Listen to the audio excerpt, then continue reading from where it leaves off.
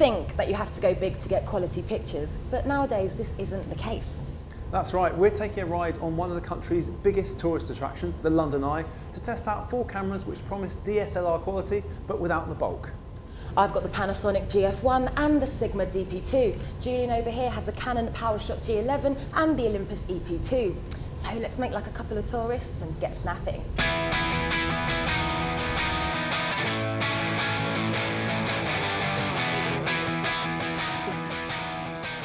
The Canon PowerShot G11 is quite a weighty beast, almost brick-like in the hand and feels nigh on indestructible. It's the bulkiest camera on test if we ignore the swappable lenses of the Panasonic and Olympus. By far the best thing about the Canon is that all the controls like ISO and exposure compensation are right at hand, rather than hidden within on-screen menus. And that flip-out screen will come in handy for shooting at strange angles or over people's heads in a crowd. When reversed, it also means that the screen is tucked away, safe from harm. When it comes to results, its striking dynamic range and zinging colours make for some great photos. Sigma describes the DP2 as having all the power of a DSLR in a compact body, but that's not quite the case. The DP2 has a fixed focal lens, so there's no zooming. And combined with its old-fashioned design, it feels a bit like an old-school film camera at times. Control layout is simple, but could be labelled more clearly too. The autofocus is also sluggish and noisy, so you might find yourself switching to manual.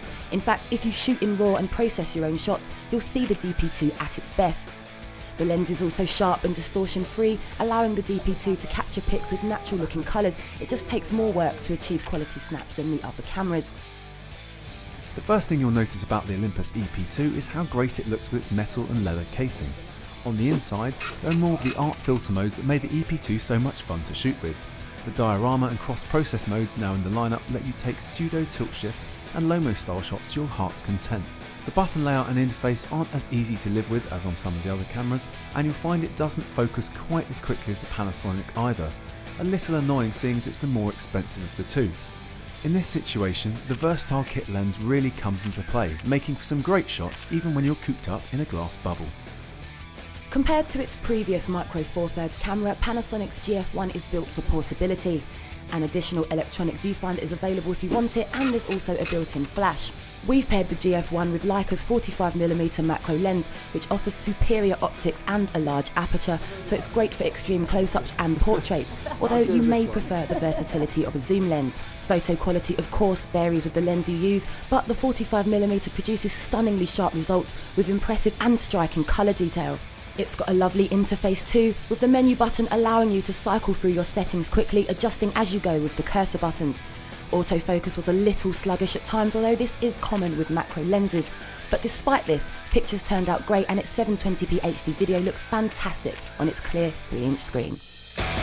So we've come full circle, quite literally, to find the best camera on test. They're 4 great cameras, but there can only be one winner.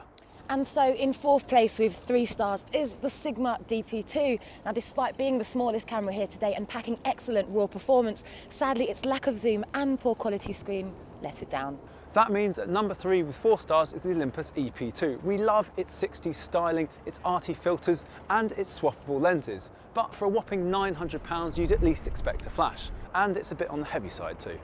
And taking the runners-up spot is Canon's PowerShot G11. It's a fantastic 5-star all-rounder with easy-to-use controls and a killer flip-out screen. Unfortunately, we noticed some lens distortion at the wide end of its range, and its low-res video means it's just pipped to the post. So that makes the Panasonic GF1 our winner. Its superb image and video quality comes in an exceptionally user-friendly package, and the option to swap lenses makes it extremely versatile as well. I couldn't agree more, Jules. In fact, the GF1 is so great that the only real minor niggle we had with it is that you can't shoot video with stereo sound. If you want any more info on the cameras we've tested today, then you can check out the April issue of Stuff magazine. Come on, Jules, strike a pose, strike a pose. More, darling, more. Woo woo.